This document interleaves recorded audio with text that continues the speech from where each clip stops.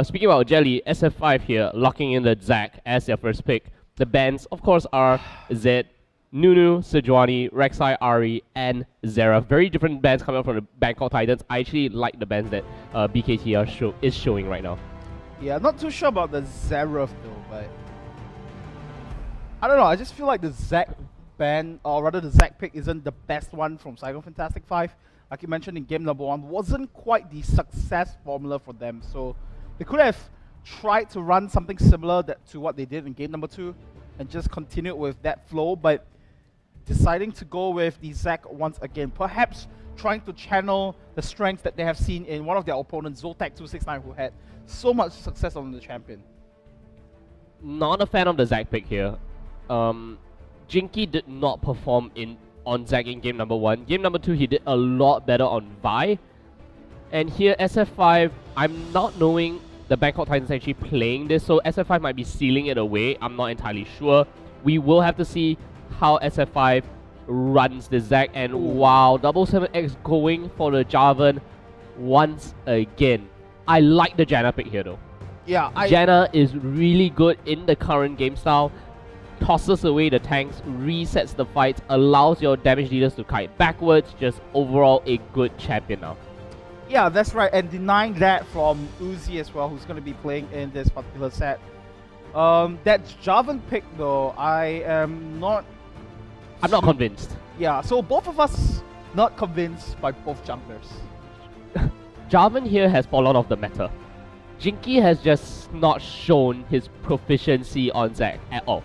Yeah, so I don't think we'll be looking forward to any sort of crazy play from both junglers. We can look forward to. Yeah. We can. I mean, if it happens to pop up, we can talk about it. But I'm just not expecting them to do well. I hope they prove me wrong, because both these junglers are really Jinky. We know that he can kind of play very aggressively, go for very interesting gank paths. I do expect to see something. BKT here. No surprise they find themselves facing up a terror against SF5 in the form of Thresh and Hecarim, both from the Shadow Isles. Bangkok Titans here, I want to see the Graves, I want to see the Lucian. Yes, they lock it in. Great stuff. Will Vladimir be locked in for G4? I personally think that you should just go with Maokai in the top lane. There you go. Maokai in the top lane. You called it. Yeah. Yeah, and speaking about looking forward, I will be looking forward to seeing how Uzi is going to perform in this particular game. And we have seen when he has his hands on a roaming support that can make plays, he can go wild on some of his pathing. Oh, yeah. And we'll see how that one plays out. And like you mentioned, BKT going back to the drawing board here with a rather standard team comp here, with the Maokai coming into play and the Lucian as well. Gotta get supplemented with that Janna and that Eye of the Storm to trade out in the lanes itself. But we'll see what SF5 decides to secure for the last 2 picks. You know, what I really want to see from SF5 here is to run Tristana, Lulu. Lulu in the mid lane, Tristana in the bottom. Just give them the minus show. Just really give them the minus show again. Yeah, I mean, Diana will be a very interesting pick though. Orianna's fine too. Yeah, Orianna's going to be a pretty good Sivir choice. is perfect here. If they do this, this is going to be the hyper speed up comp. Go in with the Hecarim, go with the Death Horse, go in with the Jello Monster, and just deal so much damage. Oh, the last Either or. switch up though. Really good stuff. Tristana or Sivir. Minus just does so well on those champions. And SF5 just know how to kind of fall back on Minus when they need to. That's what happened in the first game. Peel, peel, peel for days for Minus. And G4 going with the Cassiopeia pick once again. This is a very similar team composition we saw from the Bangkok Titans in game number 1 against ISG Legends in the semi-finals. It was a Maokai, Nunu, Cassiopeia, Lucian, and I believe it was Lulu in the bottom here as the partner. Not entirely sure if I got all that right. Could be Graves, but very similar team composition. Yeah, you got it right. Don't doubt yourself, man. Come on, have some self-confidence. And I think self-confidence is what Bangkok Titans really need right now, because they are put to the test here. They need to at least get this game back for themselves if they want to push forward to make it into a game 4. If not, we will see the grand finals and the champion being crowned in Saigon Fantastic 5. And I think, like you rightfully mentioned, got to fall back to Minus once again with that Tristana pick. And something that we didn't quite mention about the ball delivery system once again for Hakarim and It's everyone. Zack in the mix. Everyone can do it, even Tristana. Oh yeah. It's Well, scary. I don't really think you want the Tristana to rocket jump in for the shockwave, but You've seen the Cockmore bait, I believe, on Reddit. So yeah, I did. Hey, The Don't dive a 80 Cockmore. carry, the 80 carry ball delivery system. But ladies and gentlemen, welcome to Summoners Rift game number 3. Saigon Fantastic 5 and BKT squaring off against each other. SF5 2-game advantage. BKT crunch time is here, and this is gonna be judgment day for these guys on whether they should stay in the competition. yeah, really interesting pathing by both teams. I actually expected SF5 to do something a little bit different here against BKT, but they might be going for that early invade, knowing that they have just altogether good damage early on. They even have possible, Optimus coming in to command protect as well. I don't know, man. It just looks like Team Mozzarella versus Team Cheddar. Plenty of cheese to go around. I don't know. At least in the level 1 tactics. Yeah. Deep wards coming in for the side of SF5. They are at match point. BKT roaming on in, looking for a pretty early invade, I have to say. Not even committing into the jungle area. Drops down the standard. Yeah, I'm gonna use the Demaster standard to spot things up for a little while, but quite obvious right now that BKT is gonna secure vision over the top side of the jungle, whereas BKT gonna move towards the bottom side.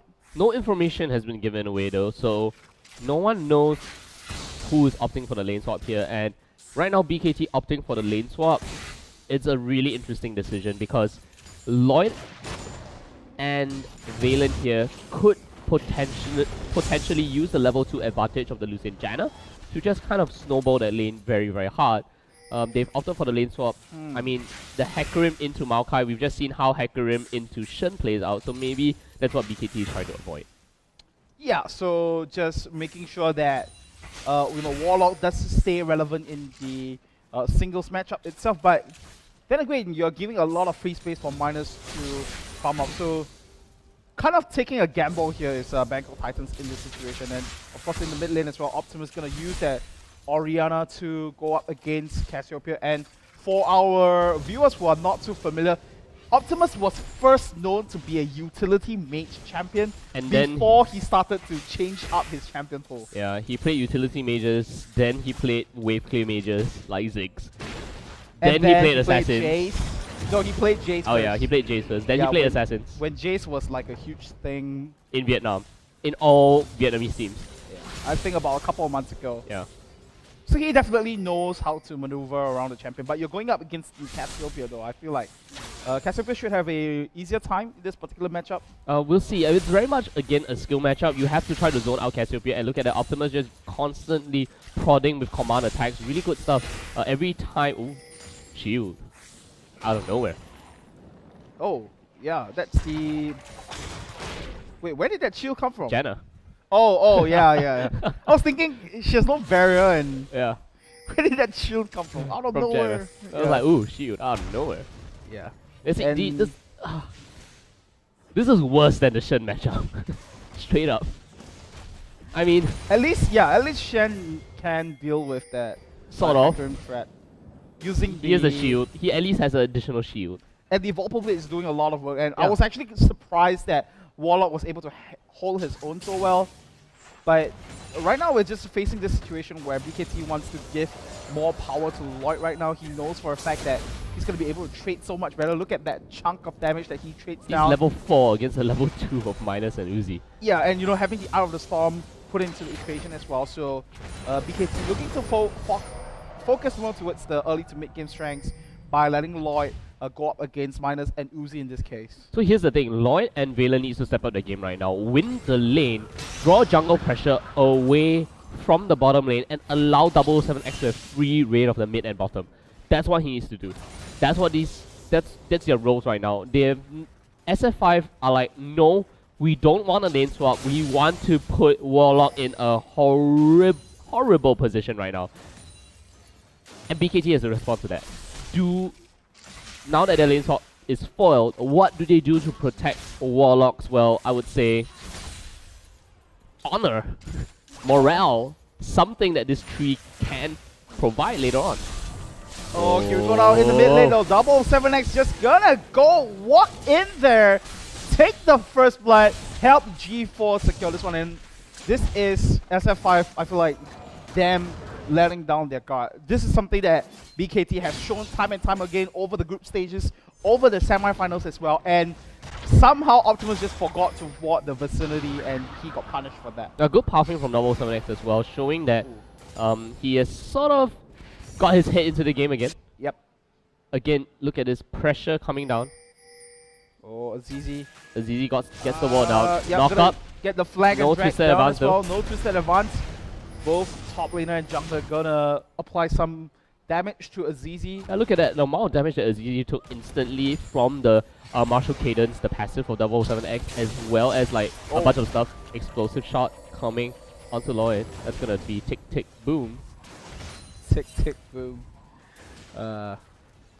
Well, the one thing about crippling Warlock in that bottom lane, or rather the top lane matchup 1-to-1, is that in that case, it's not really Warlock that needs to change up something, but Double 7X. Oh yeah, it is. Like you mentioned in games 1 and 2, he should have been going for the Cinder Hulk enchantment. Let's see what he does this time though. Yeah, so if Warlock finds himself in a situation where he's starved of gold, you need someone to step up to be tanky with him as well. So Double 7X needs to do that, but it seems like he's more interested in getting the damage down. Yeah, he is. I really like the game plan here coming from SF5, especially in the jungle pathing of Jinky. Jinky's like, I'm gonna farm. I'm gonna farm for days, and I know that my laners are gonna at least go even or win the lane.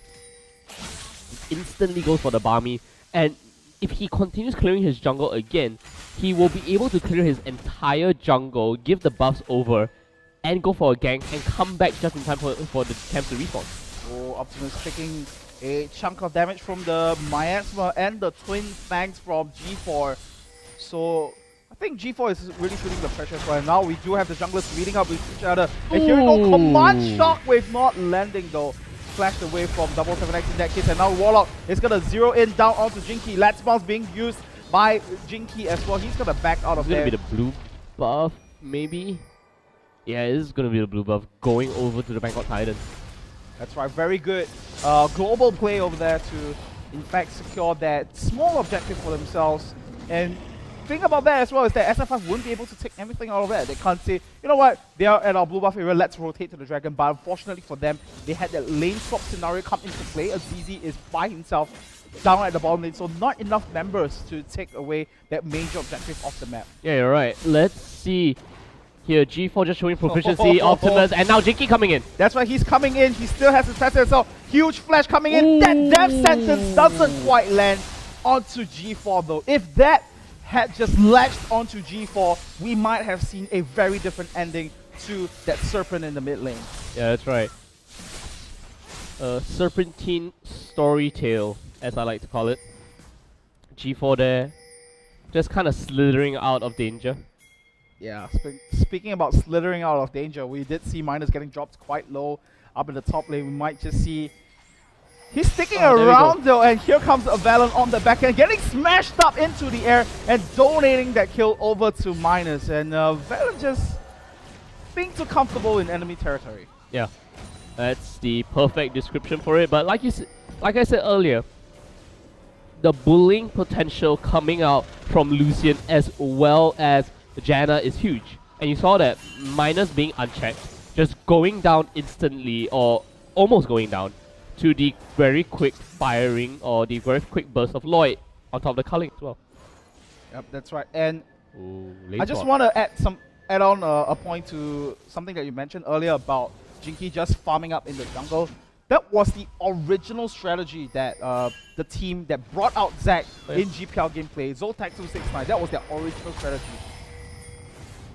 Let the Zac farm up and then be a threat later on. But before that, let's take a look at what eventually resolves here. We'll see Warlock. Oh! The death Sentence latches onto Warlock. Plenty of damage to go around. Warlock should be going off of this one. Azizi picks up the kill. And once again, Valen in a very awkward position. Minus is going to pick up the kill yet again. SF5 gets 2 kills in succession. And look at that. No time wasted at all. Going to move towards the Dragon. But G4 has exact knowledge of what's going on right now. So SF5 might choose to peel off. But they have 5 members strong. They should be able to take this one themselves. Yeah, that's right. Very baffled there to see why Warlock was even within that area after seeing Minus as well as Uzi. Whoa! Oh my goodness, that's an insane amount of damage that's coming out. The shockwave comes out. Lloyd able to get away from that one, but a great pick coming in from a, Viper in the bushes. Yeah, the Viper in the bushes just doing so much work. Petrifying Gaze gets the pick off of Uzi in that case. Oh, jumping in. Now. Jumping in is double 7x and G4 secures the kill onto Optimus. Double 7x. Oh, it's gonna go down to the minute. Too much minute aggro being drawn there. And Jinky is gonna focus on the Valen right now. Here comes Azizi dashing in to the battlegrounds over here. Huge Howling Gale. Gonna buy some more time, and Valen manages to disengage off of that 5. Yeah, 1-for-1 trade. The double 7x again makes you wonder if he had the additional 350 health from Cinderhawk, would he have survived that? No, it really begs the question. Fair enough, but if you're diving the turrets and it works, you see, it works. The damage that comes out from G4 is enough to kill off Optimus. You don't need additional damage from the Warriors and Charmer. And I might sound like a broken record, but Cinderhawk is OP. I would name you advocate of Cinderhawk. I mean, in 5.6. I mean, 5.6. Riot in 5.7 is going to nerf. They're going to add 50 gold to Cinderhawk in 5.7 and take away 50 health from Cinderhawk. That's a sign right there. That's just a clear sign that Cinderhawk is insane right now. Teams that are running double smite just so they could get Cinderhawk. Is that not enough of a message? Well, apparently not. And I'm just going to say the last thing here. Double 7x played Nunu all 3 games yesterday. Oh! Well, we have very interesting death sentence interactions today. Really cool stuff happening. But I have not seen anything like that, honestly. I'm sorry, that was just hilarious. Yeah, it was hilarious. Could you imagine if on instinct, Uzi hears... Oh my goodness. Oh, speaking about instinct, I think the killer instinct is going to come through. Azizi is going to chase in as well. Explosive Satchel is going to proc. Minus gets the killing spree. That's right, Minus will get himself on a roll right now. And oh my. This is why you don't farm so far ahead of the turret that's actually alive here. Oh yeah, that's true, that's true. You get dove upon by the Home Guard Hackerim. Azizi doing a great job with the Home Guard teleport gang sizes here. Yeah, and Azizi finally showcasing why, he's one of the top-notch top laners in the Vietnamese scene after that play right there. He hasn't been able to step up to the gameplay with that Rumble game, and game 2 not so much about him as well, but in game number 3 really showing his worth when he finally gets the right setup. Oh yeah. Okay, so Warlock has been stifled sort of in the early game. Did manage to keep up in terms of CS. Okay. Will he go for the Rod of Ages? Because if he does, I really think that BKT is slowly digging themselves deeper into the grave that SF5 is really just piling onto now. Goes for the Warden's Mill here. The budget build. The budget build, the value build. Yeah, the value build. We need to get something in first, and Jinky gonna jump into the fray here. Will we see damage? The shockwave come around? Not quite yet. Not quite. Yeah. G4 has flash. I'm sure that they are keeping the timer on that. The moment you see the shockwave animation appear, flash forward, use Petrifying Gaze, get a double kill. Oh, double 7x getting hooked in by Uzi. Flayed away right now. Cataclysm gonna get popped and forcing the flash. Summoner spell from Uzi in that case, and here comes Valen on the back end as well to support his mid laner for a bit. Did see the Dissonance do quite a fair chunk of damage onto G4. A lot of posturing going on right now in the bottom half of the map. Dragon will respawn in about 1 minute and 40 seconds. Yeah, it's gonna take a long while. something to take note of is that Minus has been slowly and steadily getting the kills on the side of Saigon Fantastic 5. So we know for a fact Minus can just go absolutely bonkers when he gets fed up on a late game scaling champion. So having a good head start like that just means disasters for BKT. They really need to keep track on him. Oh man. Here comes Jinky on the back end, petrifying gaze onto Optimus, but here comes the shockwave.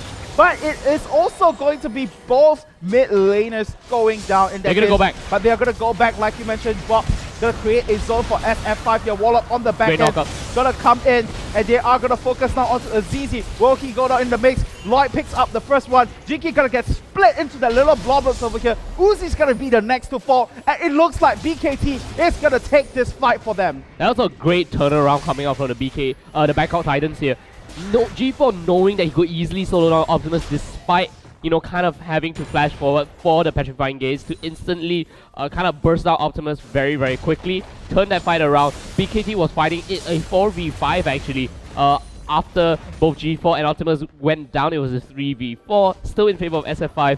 Finally, Warlock joins the fight. They come up with the crowd control. It comes back a lot quicker. Warlock, 7X, got the Shadow knockup, and Valen positioning those Howling Gales really well. Getting multiple knockups multiple times in that fight allowed BKT to secure that one. Thank goodness Dragon was not up. If not, SF5 might have lost a lot more than a few members in that team fight. Well, they did take the turret though, so that's one of the global objectives that BKT manages to secure for themselves, but we'll see if SF5 would get this without any contest whatsoever. They should actually. The back timing here for the Bangkok Titans were a little bit iffy, but nevertheless it will be the second Dragon going over to SF5, so consolation prize right there. No shutdowns coming out just yet, that's very important. Minus is still alive throughout the entire fight. Gotta watch out for the positioning right here. SF5 has laid down a trap for BKT, but they will get spotted out immediately by that one ward. Will we see the fight still break out though on the back end? We do see the rocket jump. They are gonna pull in. Uzi is all the way in the base or in the enemy territory right here, but he's gonna pay for his life. G4 gonna get chunked down a bit by Optimus. So Uzi kind of trigger happy there, but the longest pull. Again, I think it's on instinct that, you know, when the Thresh player hears that satisfying sound of the death sentence hitting, you're like, alright, let's go. Oh, goodness! And speaking about let's go, 7X wants a piece of the action, getting the Catalysm, and now they are focusing towards Optimus, still quite low. The calling comes back around, but gonna get stopped. Lloyd right in the front. The onslaught of Shadow is gonna pick him out. Azizi secures the kill. Too greedy from Bangkok Titans here. They could have easily pressured any other lane. They should have reset their waves. The bottom lane is pushing up, not in their favor here, and they try to go for even more kills. I mean, G4, yes, you have that Petrifying Gaze out. You really want to use that advantage, but you can't press too far. Ooh. You really can't. And the upgrade, the passive upgrade from Cassiopeia signals yet another power spike for G4. Oh, but G4's gonna get pulled in for a little bit. No follow-up from Minus. You can't. I mean, the Petrifying Gaze itself, even if it doesn't stun you, just deals like absurd amounts of damage. I think 300 or 250 base damage at the level 11 mark. He's just hit that area now, and he has the blue buff, so he has the additional cooldown reduction, and he's gonna twin fangs your face all day, every day. And I do feel like BKT is taking this in the right direction. They have been forcing fights down onto SF5 because they know that Minus is not at that point where he's undealable yet. So, let's see. BKT, they have to be very careful though. They don't want to fall into the trap. SF5, we have seen how they can weather the storm and bring the game back once it passes. Especially with this composition. I mean, the game 1 composition was 50-50 in the late game. Really much, very much 50-50. It could go either way to SF5 or BKT. This game though, you've got Hecarim for the late game. You've got Orianna that scales so well in the late game with the Command Protect. You've got Minus, Tristana, the late game boss. I mean, she is one of the 3 AD carries that scales exponentially into the late game. Yeah. And there's even Zac as well. Yeah. That's just all there is. I mean, Zac here, especially the Cinderhawk enchantment, will really coming back to the Cinderhawk enchantment again. The idea here is that you wanna stack health, and Cinderhawk works based on the amount of health you have, because the longer you stay in that fight, the more damage you take, the bigger the burn is. And Zack's ability scale off of health, so it's double scaling in that sense. So the champions that do well, the Cinderhawk and Charmer, and the champions that have been banned out constantly, Nunu's been banned out because he gains additional health based on the minions that he consumes. Sejuani is being banned out because she gains, she has skills that scale off of health. That's why it's incentivized for you to build health. And if you're the Cinderhawk and Charmer, that's just even better. I feel like this should be a separate segment right now off of the grand finals. The champion picks and items with Wolf. Yeah, I mean, why not? Wolf's hunting lessons. Yeah, why not? I mean, the idea here is that, especially in the jungle right now, you see the meta changing. It's just very frustrating to see a team, Bangkok Titans, that somewhat I called, along with Hungry Kid, that we said understood the meta. Really understood the meta, playing the double tank champions alongside the damage dealers, mid laner and the bottom lane, and then see them completely turn on its head when they don't have their Nunu. Like, Nunu's not the only tank jungler you can play, guys. Someone needs to send them that memo. However... Is it going to be too late, though? I don't know. It's going to be game 3. That's my question. BKT is doing a pretty good job here. I have to say, punishing SF5 very, very well. They cannot overextend, though. That was very dangerous when they overextend in the mid lane. And if that happens again, SF5 is going to punish them so hard. Minus is going to go on a roll. He has Infinity Edge, and the Zeo has been sitting on those 2 items for so long right now. He's going to turn up with either the Static Shift or the Phantom Dancer easily here and just really open the floodgates. Yeah, that's right. That's a point that we have to look forward to. And now Jinky coming in, the command shockwave, getting flashed away from G4, though. Very quick fingers on that one. SF5 is going to group up now into the mid lane. G4 getting forced away now, so no immediate threat coming from the Petrifying Gaze, and that's something that SF5 would definitely want to work with. No Winter Wonderland for G4 just yet. Optimus trying to give him that one-way ticket. Ultimate is down though. They can have that small window of opportunity. G4 will have his Petrifying Gaze back very soon for this dragon fight. Optimus might or might not have it. They need to stall for about 10 seconds after the dragon has spawned. Not that a bad position. Jinky will not have his Let's Bounce though, so this is going to be quite interesting for the side of Bangkok Titans. G4 picks up another blue buff. This is going to be great. Has the Seraph Embrace and the Death Cap as well. A huge power spike for G4. Okay, I do like this decision making from SF5 over here, because when that gank attempt kind of botched up in the mid lane, when that ball delivery system didn't quite work, they knew for a fact that it's going to be too risky for them to challenge the dragon, and they know for a fact that they have 2 dragons as well, so they are not in any sort of immediate rush to try to challenge for this one. Yeah. I like them sending Azizi to the top. That's one of the best calls ever. But not quite this one though. Well. He pops the passive. Yeah, pops the passive and... it was just interesting. Yeah. I think he was just trying to be Jinky being Jinky, you know, just being a bit cheeky Jinky? there. Yeah, he's just being cheeky. Yeah, no. I don't know. He wanted to jump in, get the smite steal, and hop out of there using the death sentence, but isn't quite the smooth. drive-by smite not to hop in? The drive-by smite is to like either set a tri-brush or like on the other side of Dragon Pit, slingshot your way across, smite it so that you're safe. Oh why, Azizi. Yeah, Azizi getting trapped in by the Cataclysm, and here's the thing, doesn't have the flash of course, so won't be able to get out of there, and that's just easy picking for Roy in that case. But in the mid lane though, SF5 has something else they have set in their sights though. Gonna pick out 2 turrets in succession. Will they get the 3rd one though? I'm not quite sure. BKT going for the Baron calls here. Wow.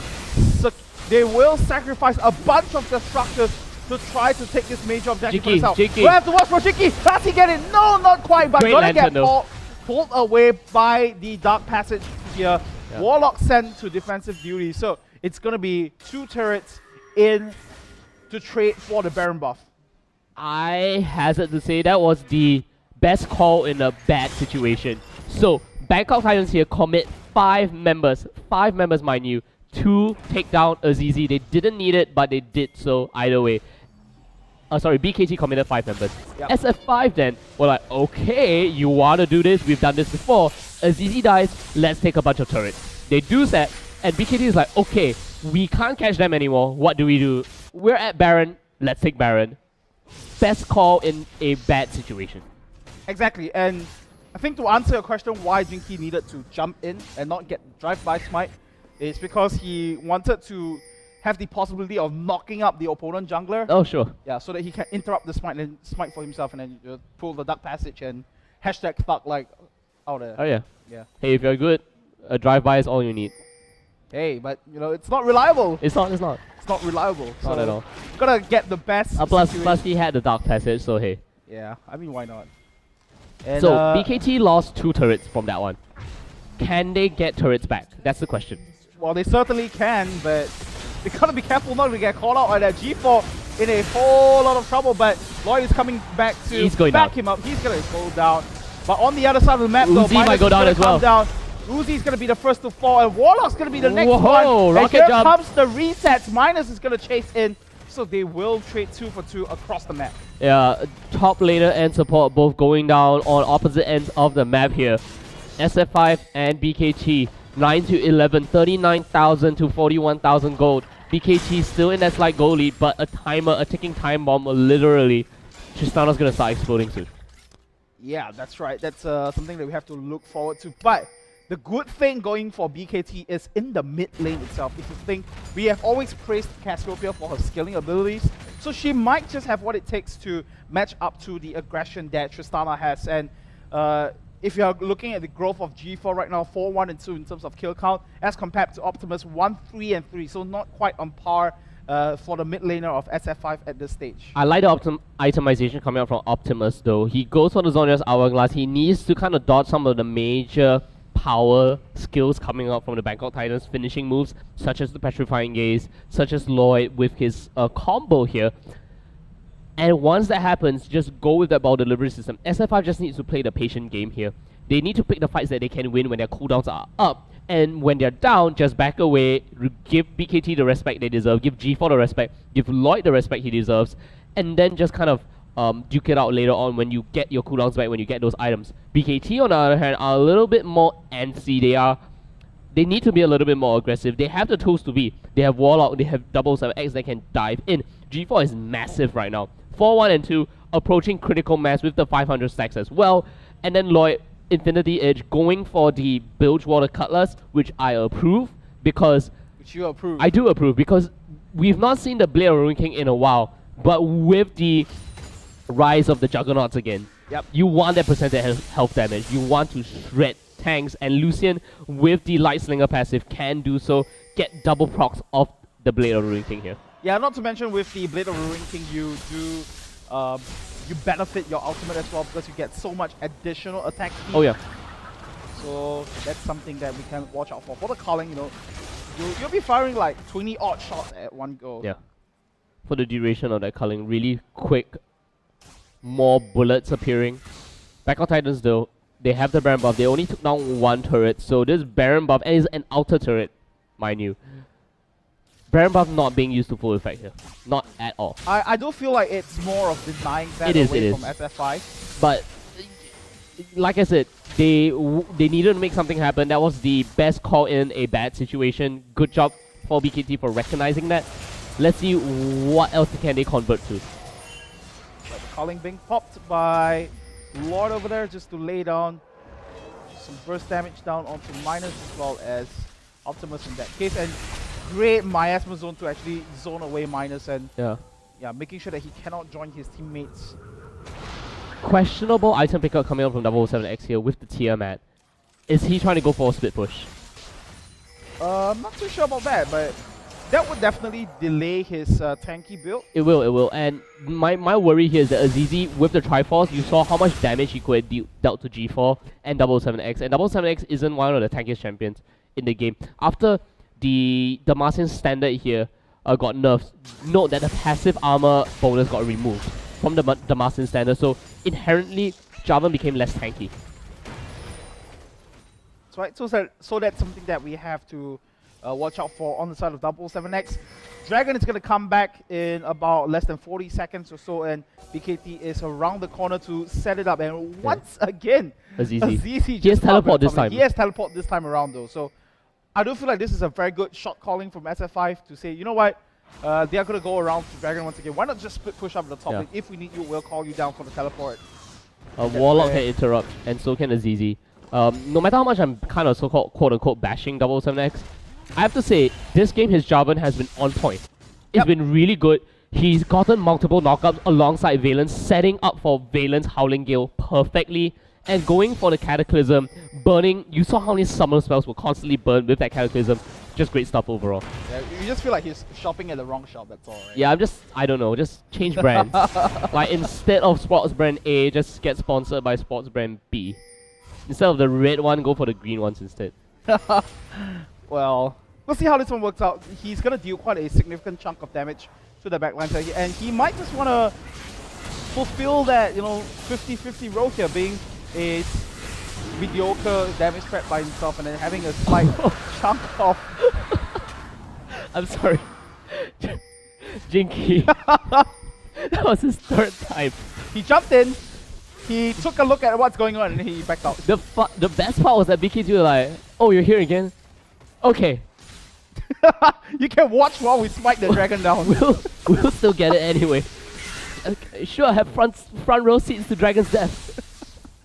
Well, that just means that BKT is going to secure the second dragon for themselves. Which is great. Things are working out for them right now. The goal gap is slowly decreasing, but oh. No, okay. We're not going to see the fight there. No. Azizi with Spirit Visage can quote-unquote deal with Warlock. He doesn't have any vision within the red side jungle of the map though, so he just doesn't want to take that risk. Yeah. While we do have Jinky still farming up by himself, and back to the point about the original strategy that Zotac269 pulled out when they first introduced Zac in the GPL meta, is that he'll just farm up in the jungle. Oh yeah. The jungler will farm up in the jungle, get a lot of gold, be this really huge threat in the late game stage just because you have access to a lot more gold, and then just let your teammates finish off the job. Yeah, the fun part about Zac is like, he's like Cho'Gath. The more health he gets, the bigger he becomes. Yeah. And soon you're going to see a gigantic Zac. And again, we kind of bash the junglers in the pick and ban phase, like, oh, why are you picking Zac again? Why are you picking Java again? Jinky's been doing a pretty good job this game. Yeah. Rolling in with the elastic slingshots. Ignore the smite attempts. But other than that, oh, 77X. Hello. Okay, we go down the initiation on to Minus, and he's just gonna rocket jump out of there. Here comes Warlock with the Righteous Glory. Oh, one more time though. Flag and drag down onto Jinky. Dark Passage. Get out of jail free card. And SF5. Plenty of ways to disengage. I don't know. That was just really weird there from 77X. He actually flashed out his own Cataclysm.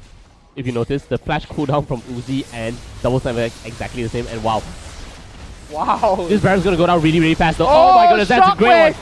And here comes the elastic slingshot, actually landing this time around. Jinky gonna run a lot of destruction duty, onslaught of shadows on the back end. Minus getting the first kill, looking for the double. Is he gonna get a triple? He's looking, he has his eyes set. He gets the triple. He's gonna jump in forward, looking for Valen, but he's already made his exit out of that Baron pit area. And SF5 gonna punish BKT for their Baron call here. Yeah, that's right. That was just BKT not really watching the map all too well. They had so many wards around the area. They knew that SF5 was coming, but yet they still decided to pressure Baron. They even had a Righteous Glory pop earlier, if you remember correctly, to no effect at all. And they lost their tools of disengage. Cataclysm was already used by that point of time. The Culling has already been used by that point of time. And without any disengage, SF5 could easily just layer on the crowd control. Ultimus landed a great shockwave onto G4. He was the main threat. And they took him out instantly. Or almost instantly. Minus getting the first kill. And then they started the ball rolling. Simple as that. That's right. And for the first time in this game, we do see SF5 holding on to the goal lead. And on top of that bonus, he got the mid lane turret as well. So it's going to propel them to a 3,000 goal lead. And at the 33 mark, it's not huge. But you got to think it is SF5 who has the late game scaling composition. Yeah. Bloodthirster, Last Whisper, Infinity Edge, and Phantom Dancer. 8, 0, and 2. Minus has already reached that late game point at 33 minutes. That is just something that you do not want to see. And who are you going to send to deal with Minus right now? Lloyd can't... 14,000 gold compared to everyone else. Gold is very much spread even across Bangkok Titans, but SF5 here making a number right now. I mean, Minus here is just swimming in gold. Bathing in gold he is, and the one thing that you can try to employ here for BKT is to try to bring Minus down, but then again, there's just so much protection for Minus in this case. Even Uzi can create a zone using the box. Optimus, of course, can use that command protect to buy a lot of health for Minus to work with, and see what's going on here. We do see G4 getting locked in. Here comes the command shockwave. Monsoon not doing anything whatsoever, and double 7X is going to be the next support. Minus still looking to kill off Valen, though. He will get the kill. Legendary now is Valen, or rather Minus, as he takes out Valen. And right now they are going to focus on towards Lloyd. A lot of damage being popped on him. 3 to 5 now. They will take the inhibitor. Will they choose to end the game? Yeah, they're gonna end the game. Still out here. Minus still very healthy here. 2 of the carries left alive for BKT. SF5 is gonna take out at least one Nexus turret. Oh my goodness, Onslaught! On the back end here, Lloyd almost going down. Now Warlock, the big scary 3, still staying alive, but I think this should be it. Ladies and gentlemen, your champions for GPL Spring Split 2015, Saigon Fantastic 5. Saigon Fantastic 5 showing us really coming from the brinks of destruction in Game 1 and just steamrolling Game 2, and in Game 3 picked a comp that worked so well for them that got them to come back against 269 and just kind of schooled BKT in the late game process. Minus really one of your season, the Splits MVP. I have to say, he's been performing exceptionally well. SF5 had a very rocky start from the GPL, at the start of this split of the GPL, but really now, can you say anything else? Getting a pentakill in the very first opening game of the Grand Finals and just showing up with Tristana 9-0 and 2. Coming up so big. That's right. Just a relook at the final moments of what went down in the game itself. Onslaught of Shadows being popped by Azizi to force Lloyd away, and Warlock couldn't do anything else but to just stop and stare as SF5 demolished the inhibitor of Bangkok Titans. Yeah, the Nexus went down right there, and SF5 are your champions of the GPL here. I mean, they were the hot favorites coming in. 269 really kind of sent quite a shock to the SF5 fans, taking them to game number 5. And SF5, I believe, really were shell-shocked by the experience. And whatever they did in that last night, that is such a bro. So much love, man. Yeah. Oh, look at that. So much respect to all these players. Yeah, I mean, it has been an incredible run for both teams here. Bangkok Titans, I think the only thing that they can take out of this experience is that, number one, they have proved to the world that they can take it all the way to the Grand Finals. Saigon Fantastic 5 for these guys is the one thing that they can take note of, is that they cannot let go of their gut here. The series against Zotac 269 proved so much for them, but congratulations to these guys, the champions of the Grand Finals of GPL Spring Split 2015 at their home country as well. It's definitely going to be a huge, huge moment for them. Yeah, that's right. I mean, let's kind of just talk about everything that has happened so far in the Spring Split. We've seen many new teams come in. Yeah, we've seen the rise and fall of many. 269, who I have to say arguably not the favorite of the Dark Horses. I mean, really, at least amongst the casting team, not the favorite amongst the Dark Horses, made it to the top 4. Yep. Nearly knocked out SF5 from the tournament. Yep. And just did an exceptional job. IG Legends, all of a sudden as well, the Singaporean team, coming back, rising into the GPL as well, taking 4th place, very commendable performance, going to Vietnam again. And then now you have BKT, 2nd place in the GPL, really good stuff, improved drastically from last split to this, taking 2nd place. I mean, they're going to be sad. But really, if you think about in the big picture, they did a fantastic job. They really did. I couldn't agree more. You know, they should be proud of themselves, but the team in the highlight right now, Saigon Fantastic 5, just bathing it in, soaking it all in the home crowd in Vietnam, of course. holding up that Vietnam flag in pride, as they are now crowned GPL champions in the new format that has